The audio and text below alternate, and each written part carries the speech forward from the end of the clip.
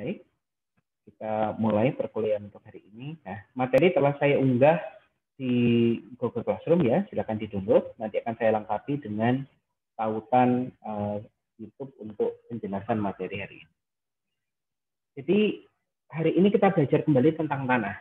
Kalau minggu lalu saya sampaikan tentang siklus hidrologi ya, kenapa kita perlu memahami pergerakan air atau siklus air, karena air itu penting untuk pertanian. Nah, hari ini komponen yang terpenting lagi dari pertanian adalah tentang tanah. Ada pepatah bilang, kalau tak kenal maka tak sayang. Maka hari ini saya akan mengenalkan sifat dari tanah ini. Tanah itu memiliki sifat yang berbeda-beda ya. Ada sifat kimia, sifat fisika, maupun sifat biologi. Nah, saya khususkan dalam mata kuliah fisika ini adalah sifat fisika tanah. Ada 3 poin yang ingin saya sampaikan ya, yaitu dari sifat fisik tanah ini adalah tekstur, struktur, dan permeabilitas tanah. Baik. Kemarin sudah saya sampaikan faktor pembentuk tanah dan komponen pembentuk tanah. Nah, di dalam jenis tanah, ini ada 2 jenis tanah sebenarnya yang kita kenal. Ya.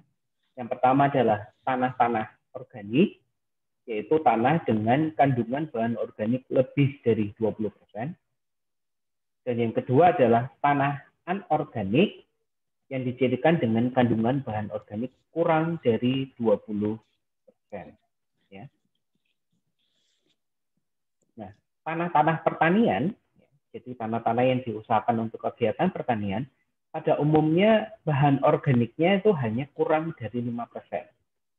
Bahkan pada tanah-tanah yang tidak subur, ya, itu kurang dari 2%. Nah, sehingga kalau kita lihat dari kenyataan ini, ya, berarti tanah-tanah pertanian tadi adalah sebagian besar masuk ke dalam tanah anorganik. Atau ini juga dikenal dengan tanah mineral.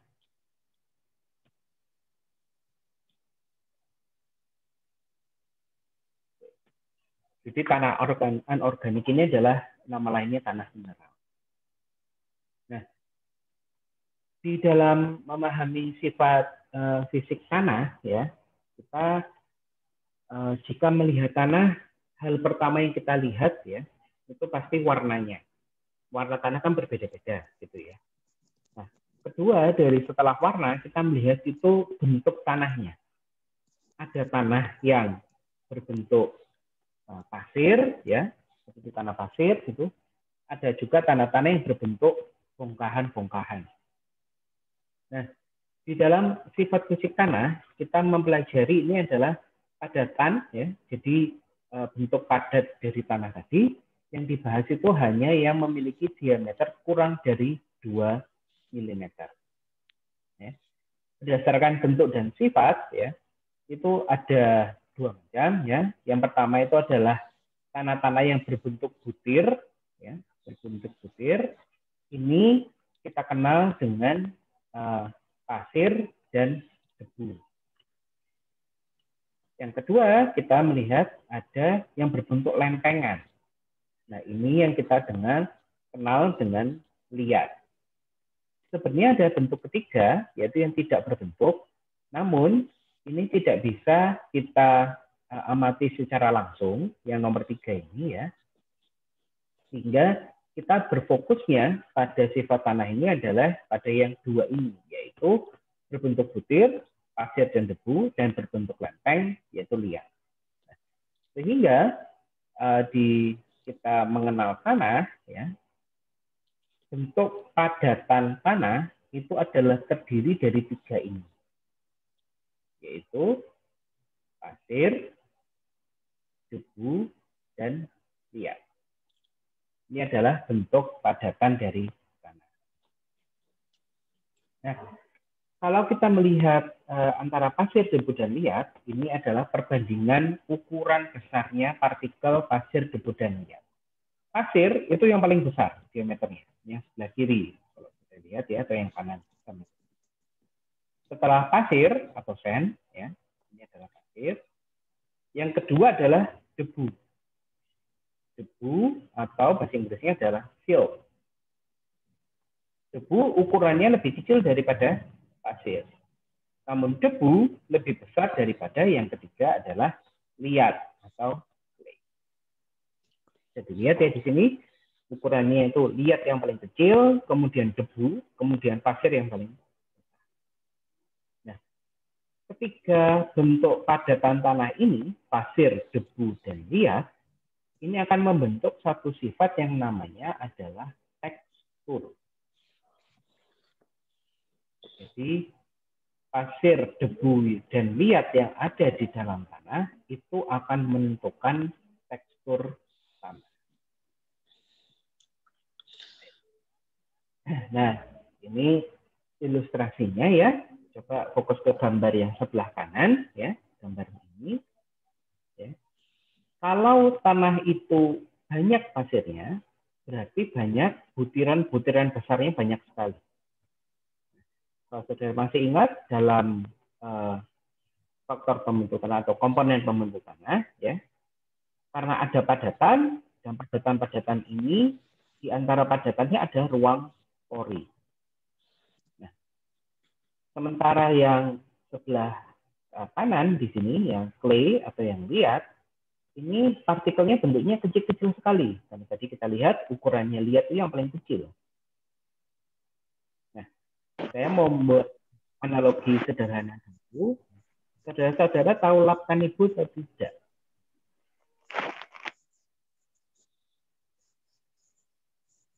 Tahu lap Canibo ya? Tahu, Pak. Ya. Tahu, Lap Pak. yang dipakai, ya, lap yang dipakai untuk mencuci motor atau mencuci mobil. Nah, jadi analoginya pasir, tanah pasir itu seperti kain pel biasa. Kalau yang liat itu seperti lap Canibo tadi. Nah, kalau saudara masih ingat ya, lapel itu kalau kita celupkan ke dalam ember, begitu ya, berisi air, dia langsung basah. Ya. Kalau lap Canibo kita masukkan ke dalam air, dia tidak langsung basah, dia perlu waktu supaya air itu masuk ke dalam pori-pori. Nah, pori-pori di tanah pasir itu seperti pori-pori di kain pel. Dia pori-porinya besar, sehingga air itu mudah masuk. Tetapi pada tanah liat itu seperti pori-pori di lap Canibo tadi. Pori-porinya kecil, sehingga air itu sudah susah untuk masuk. Nah, apa yang terjadi kalau kain pel tadi yang di dalam ember itu kita tarik ke atas? Maka air yang ada di kain pel tadi langsung menetes semua. Nah, itu seperti tanah pasir tadi. Tanah pasir itu air mudah masuk, tapi air juga mudah untuk keluar. Nah, pada tanah liat, ya, itu seperti lap Canibo, ketika kita celupkan ke dalam ember, lap ini tidak langsung basah karena pori-porinya kecil. Tapi begitu kita angkat, air yang ada di dalam lap Canibo ini justru tidak menetes banyak. Ada yang menetes tapi tidak banyak. Sehingga seperti lap Canibo tadi, tanah-tanah liat ini adalah air itu sulit untuk masuk, tapi air itu juga sulit untuk dikeluarkan.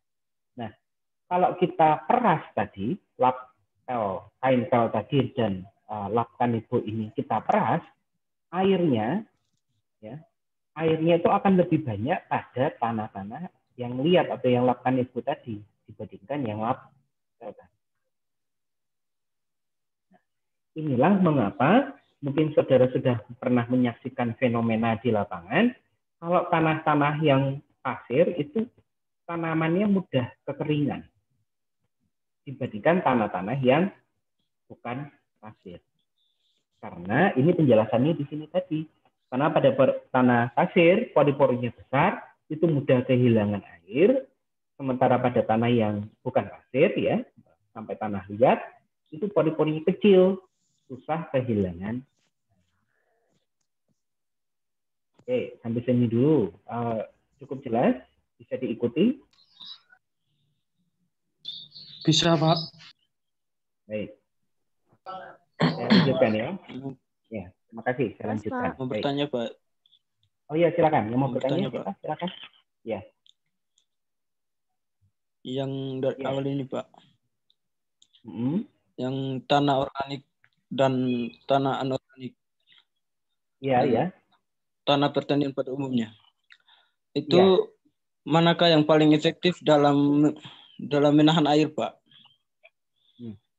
Kalau yang paling efektif di dalam menahan air tentunya adalah tanah-tanah yang organik. Jadi semakin banyak kandungan bahan organiknya itu semakin efektif di dalam menahan air.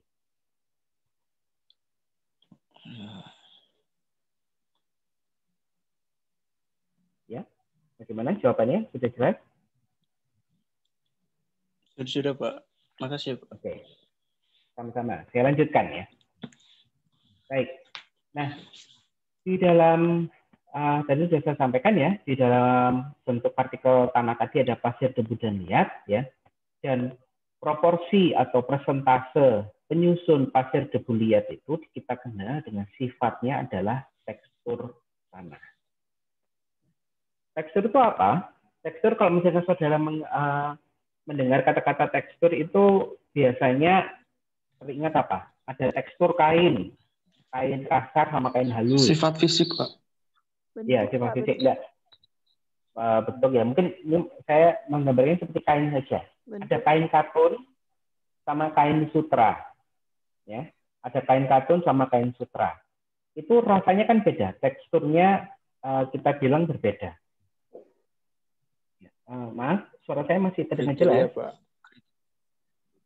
Jelas, Pak. Jelas. Ya.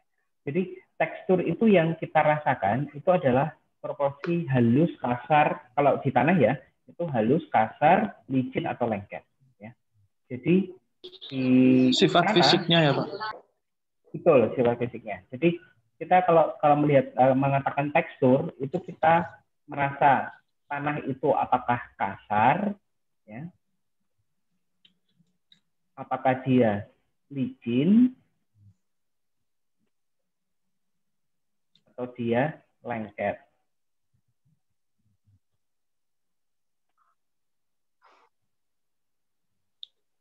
Nah, rasa kasar ini disebabkan oleh adanya pasir. Rasa licin ini karena ada debu. Rasa lengket ini karena liat.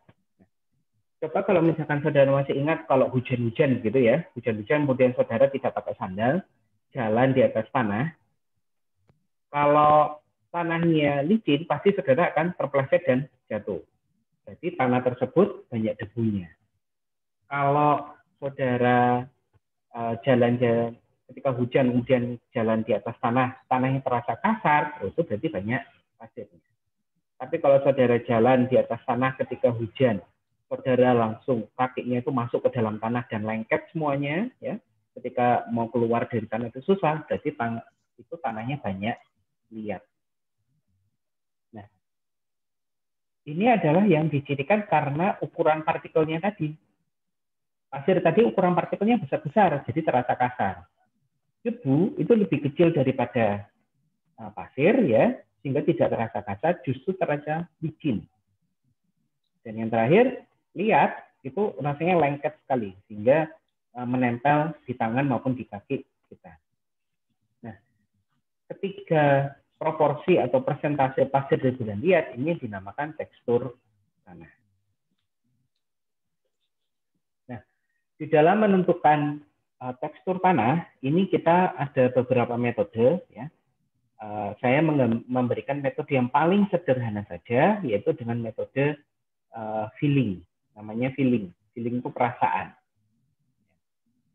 Kenapa dibilang metode perasaan atau feeling? Karena kita hanya mengestimasi persentase dari pasir, debu, dan liat yang ada di tanah. Coba nanti setelah kuliah ini ya, silakan pergi ke Oke, sudah terlihat saya ya, wajah saya sudah terlihat ya. Sudah, Pak. Ya, Pak. Jadi coba nanti ambil segenggam tanah, ya, baik itu dari halaman boleh atau dari lahan pertanian boleh, dari pot juga tidak apa-apa gitu ya, diambilkan aja satu, ya, genggam gitu. Kemudian saudara beri air seperti ya mungkin kira-kira 1 tutup botol. Jadi jangan sampai tanahnya terlalu basah. Ya. Setelah itu saudara yang 2 jari ini ya, jari ya, telunjuk dan ibu jari, saudara ambil sebongkah tanah, kemudian saudara tekan. Nah, ketika saudara tekan, itu nanti akan terasa dia mudah hancur atau tidak. Ya. Setelah itu saudara gesek-gesekkan antara ibu jari dan telunjuk seperti ini. Apa yang saudara rasakan? Terasa kasar, terasa licin, ya. Kasar, Pak. Nanti dicoba. Loh ini sudah langsung dicoba ini. Terasa kasar, Pak. Oh ya. Nanti dicoba. Tapi boleh. Yang lainnya yang belum dicoba ya. Mungkin terasanya ada terasa kasar, apa terasa licin ya. Itu sambil saudara kira-kira. Kalau ternyata rasanya kasar sekali, ya. Oh berarti ini pasirnya lebih banyak. Mungkin pasirnya saudara bisa bilang ya antara 70 sampai 80%. Ya. Kemudian terasa licin atau tidak? Nah, kalau ada licin berarti ada debunya. Nah, terakhir dari ibu jari dan telunjuk ini saudara angkat, buka begini. Terasa lengket atau tidak? Tidak, Pak. Ya. Kalau tidak terasa lengket berarti liatnya sedikit. Kalau terasa licin liatnya debunya sedikit. Kalau terasa kasar berarti pasirnya banyak. Ya. Jadi ini dinamakan metode perasaan tersin itu karena kita mengestimasi saja, kita tidak bisa secara pasti mengetahui, tapi ini cukup membantu sudah. Ya. Coba nanti mungkin kalau sudah pernah mencoba dibandingkan coba pergi kemana lagi yang agak jauh gitu ya, mungkin ke rumah teman atau ke rumah paman atau ke dalam hutan gitu. Saudara iseng-iseng lagi ambil tanah, saudara coba rasakan gimana. Itu pasti akan terasa berbeda antara satu tanah dengan tanah yang lain. Nah, kembali lagi ya ke dalam materi kuliah. Ini setelah kita dapatkan, jadi ya kita dari feeling tadi mendapatkan harus dalam persentase kira-kira berapa persen pasir, debu, dan liat. Yang kalau kita jumlah pasir, debu, dan liat ini persentasenya harus sama dengan 100. Ya. Jadi misalkan kita punya pasirnya, katakanlah dia karena dominan Pak, saya nulis pasirnya 60%, gitu ya. Kemudian debunya kok rasanya tidak kasar Pak, sama sekali tidak kasar, jadi saya tulis 5%. Nah, berarti liatnya yang lengket tadi berapa? 60 tambah 5, 65 ya. Untuk menjadi 100 adalah 30. 35, Pak. 35, Pak. Ya, itu. Ya. Jadi yang paling mudah itu sebenarnya nanti kalau merasakan tanah itu kita rasakan kasar atau tidak. Kalau sudah tahu kasar, itu berarti banyak pasirnya. Kemudian mungkin licin agak susah, tapi lengket itu lebih mudah. Jadi dirasakan lengketnya dulu. Ini lengket apa tidak? Kalau sudah kasar terus lengket, wah ini berarti liatnya lebih banyak daripada debu. Mungkin liatnya saudara bisa bilang 25% boleh, 30% juga boleh. Nah itu kembali kepada pengalaman saudara bagaimana merasakan jenis tanah yang berbeda-beda. Oke, ya. Nah, setelah didapatkan ini tadi pasir, debu, dan liat persentasenya, kita menggunakan ini. Ini namanya adalah segitiga tekstur. Ya, segitiga tekstur. Saya akan contohkan ya di akhir perkuliahan nanti ada tugas ya. Bentar. Saya percepat di yang akhir saja. Nah, ini kan ada tugas ya. Nah, nanti akan saya jelaskan. Sekarang ini adalah segitiga tekstur yang bahasa Indonesia. Oke. Tadi pasirnya berapa? 60. 60%. Ya. Debunya tadi 5%. 5%. Ya. Liatnya tadi 35. 35. Ya. Yang saudara lakukan seperti ini. Ya. Baik. Kita lihat pasir. Pasir 60. Mana pasir 60? Nah, di bawah sini ya. Ini 60. 60. Kemudian debu. debu kan di samping ya, samping kanan debu. Debunya adalah 5%. 5 itu berarti kira-kira di tengah-tengah sini. Ya. Kemudian liatnya 35%. 35% liat berarti antara 35 dan 40. Pas di tengah-tengah ini. Oke. Jadi langkah pertama adalah kita memberikan tanda dulu di segitiga ini. Ya. Nah, setelah itu kita akan menarik garis. Nah, tarik garisnya, kalau lihat itu ditarik ke kanan. Ya. Ini lihat ditarik ke kanan. Debu ditarik ke bawah. Pasir ditarik ke atas. Ya. Jelas ya? Yang pertama ditentukan dulu titik-titiknya. Kemudian setelah sudah, kita akan menarik garis. Oke, kita tarik dari lihat dulu. Lihat itu ditarik garis ke kanan. Maka menggunakan penggaris, ya. Nanti ini segitiganya bisa di-print yang ada di dalam file PowerPoint. Kemudian dari yang lihat tadi ditarik garis ke kanan. Maka ini kan saya tarik garis ke kanan. Ini agak susah karena dengan mouse, jadi tidak lurus, tapi di sini. Ya. Ini garisnya. Harus garis lurus. Lihat ditarik ke kanan. Debu ditarik ke bawah. Maka ini kita tarik ke bawah.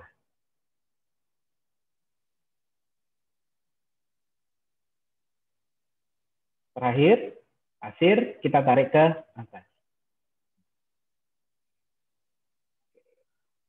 Ternyata ketiga garis ini berpotongan di titik di sini. Ya. Yang di sini berarti termasuk di tekstur yang ini, atas ini. Lihat pasiran. Ada kata-katanya lihat pasiran. Ya. Berarti dia adalah pasirnya banyak, lihatnya banyak. Nah, di sini kalau saudara lihat ya, di dalam segitiga ini ada istilah ini, lempung.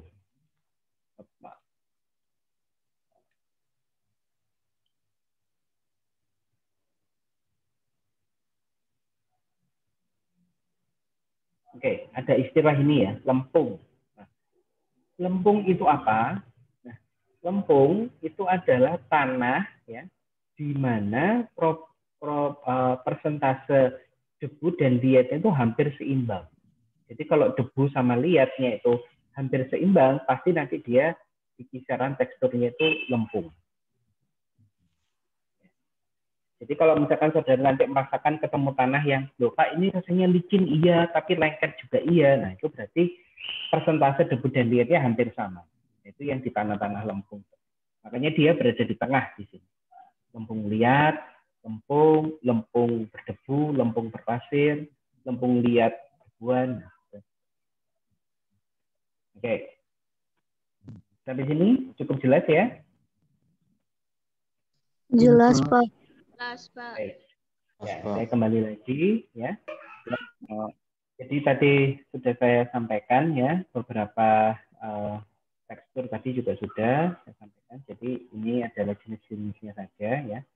Jadi jadi jenis tadi ya tanah berliat, clay, atas ini tanah berliat, ini tanah berlempung, yang di sini tanah berpasir. Areanya. Nah, yang ingin saya sampaikan ini juga contohnya ya, Mas. Ini contoh-contoh tanah berpasir itu seperti ini penampakannya. Ya. Kalau tanah-tanah berlempung itu adalah tanah yang sering kita jumpai, yaitu seperti ini. Kalau tanah-tanah berliat itu pasti tanahnya seperti berbatu-batu, padahal dia bukan batu, tapi tanah yang mengeras. Ya. Itu yang tanah-tanah berliat. Nah, tadi saya sampaikan juga ini metodenya ya, metode filling tadi ya. Ini seperti gambar tangan ini tadi yang saya sampaikan tadi ya. Ini juga bagaimana prosedurnya itu sama juga. Maaf saya lupa ketinggalan ya. Kalau tanahnya berlempung, semisal tanah tadi dari genggaman saudara itu bisa dibentuk menjadi bentukan lain ya, seperti silinder atau bisa kan biasanya dulu main tanah waktu kecil kan main tanah bisa dibentuk apa-apa gitu ya. Nah itu berarti tanah-tanah dia yang berlempung. Kalau dia mudah untuk berubah bentuknya. Ini yang penting di sini adalah beberapa sifat yang berhubungan dengan tekstur tanah. Oke. Ini yang penting ya di sini. Nah, tadi tanah berpasir kita berpikirnya nanti adalah yang ekstrim saja, tanah pasir atau tanah liat. Kenapa yang lempung tidak, Pak? Karena yang lempung, kalau saudara lihat, dia berada di tengah kan, selalu dia sifatnya sedang-sedang, rendah sedang, sedang-sedang, mudah sedang. Jadi sedang-sedang saja yang lempung. Nah, kita lihat sekarang yang berpasir dan berliat saja. Nah, paling mudah ya untuk memahami, pasir dan liat ini saling bertolak belakang. Kalau di pasirnya ringan atau mudah, berarti dilihatnya berarti sulit atau berat. Oke, ya perhatikan. Nah ini yang saya pentingkan itu ini yang ada saya garis ya, yaitu sifat olah, daya dukung, daya ini dan ketiga ke belakang. Ini yang mungkin lebih saudara untuk mudah pahami saja. Ya, jadi 6 sifat ini ya akan saya jelaskan satu persatu.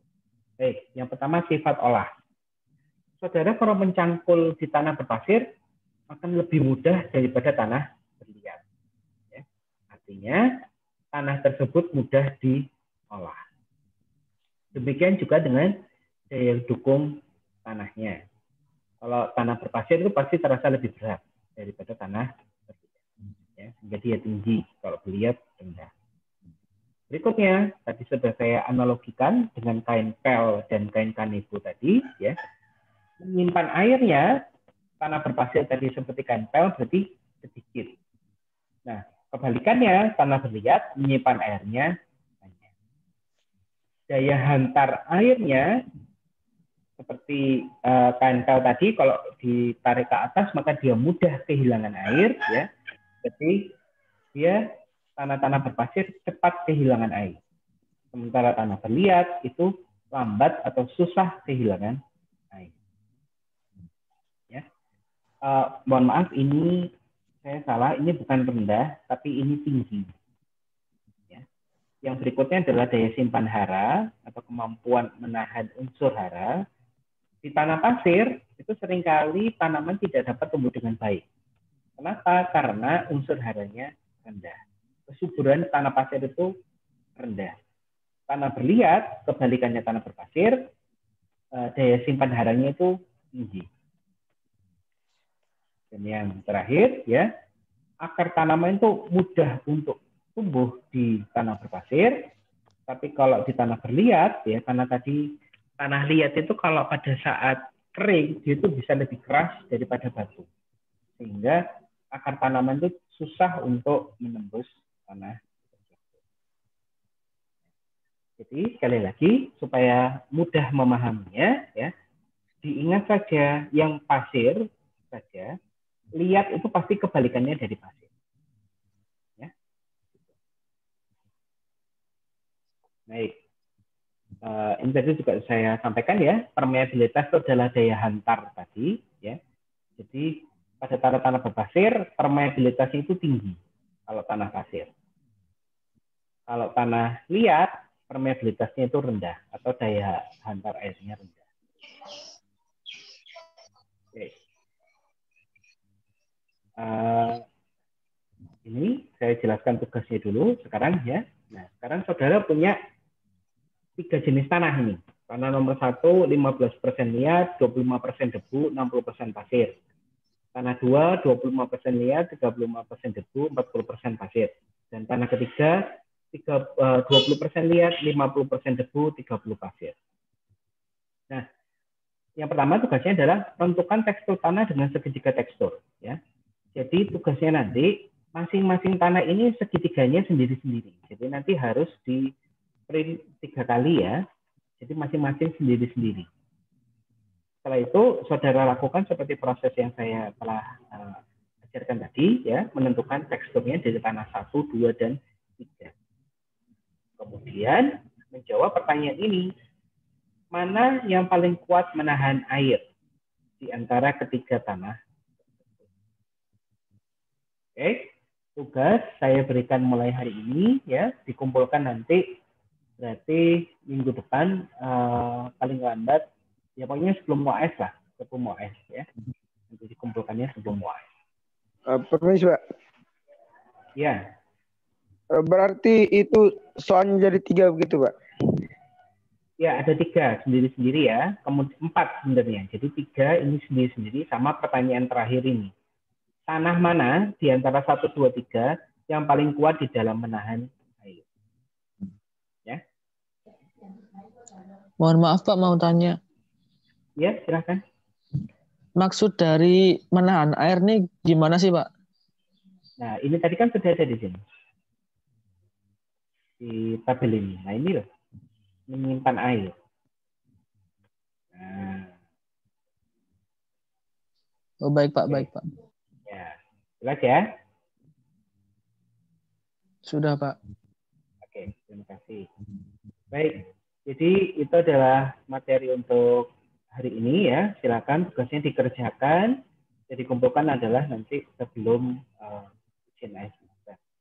Kemudian untuk kuliah minggu depan, karena minggu depan itu adalah sudah masuk libur Natal, saya butuh 1 hari untuk kuliah pengganti saja untuk menjelaskan prosedur dari ujian akhir semesternya. Kira-kira hari apa saudara bisa? Kalau Sabtu bagaimana, Pak? Kalau Sabtu saya bisa. Teman-teman yang lain silakan kondisikan. Saya tawarkan Sabtu minggu depan saja ya, tapi tanggal 26. Bagaimana? Baik, Pak. Baik, Ya, Pak. Yang lainnya? Nanti saya konfirmasikan di grup, Pak. Ya, terima kasih ya. Saya minta tolong itu. Jadi Sabtu tanggal 26, silakan diinformasikan jamnya jam berapa. Saya butuh waktu hanya mungkin 15 menit saja untuk menjelaskan bagaimana nanti ujian akhir semester. Baik, Pak. Oke. Baik, Pak. Ya. Nah, belum saya tutup perkuliahan untuk hari ini. Terakhir saya ingin tanya masukannya ini. Jadi, saudara ini memang masih semester 1 dan juga langsung mendapatkan ya karena kondisi pandemi ya kita memberikan kuliah online. Nah, yang ingin saya tanyakan adalah sekarang seberapa jauh saudara merasa kuliah online ini meningkatkan pengetahuan saudara atau bermanfaat terhadap saudara. Kalau ini saya tidak bicara mata kuliah yang lain ya, saya hanya bicara mata kuliah fisika ini saja dulu. Menurut saudara bagaimana pelaksanaan kuliah? Yang susah itu yang pas pemahaman dasar itu Pak. Oh, yang kemarin ya, yang di awal ya, untuk fisika dasar ya. Soalnya kan ada ya itu ada rumus-rumus gitu loh Pak. Jadi kurang paham aja. Ya, oke. Memang di pengetahuan dasar kemarin diperlukan karena setelah ini saudara nanti akan banyak bersinggungan memang hal praktis tapi dasarnya memang harus tahu. Nah, yang terkait dengan materi fisika pertanian yang saya berikan apakah cukup jelas dan cukup membantu? Bagaimana? Silakan pendapatnya. Cukup membantu Pak. Cukup, Pak. Ya. Jelas, Pak. Cukup jelas juga ya. Oke, baik. Ya, jadi sekali lagi nanti saya tunggu kabarnya Sabtu tanggal 26 jam berapa. Jadi nanti akan saya berikan waktu penjelasan untuk ujian semesternya ya. Dan sekali lagi saya ingatkan tugas-tugas yang belum dikumpulkan segera dikumpulkan sebelum tanggal 4 Januari. Siapa? Baik, terima kasih semuanya atas pengikuti untuk kuliah hari ini ya. Baik, Pak. Semoga sehat selalu ya. Selamat pagi, semoga sehat selalu. Terima kasih, Pak. Dan ini karena kita mau libur panjang, jadi mohon tetap taati protokol kesehatan. Ya. Iya Pak. Ya, terima kasih semuanya. Selamat pagi, sampai berjumpa lagi. Pagi, Pak.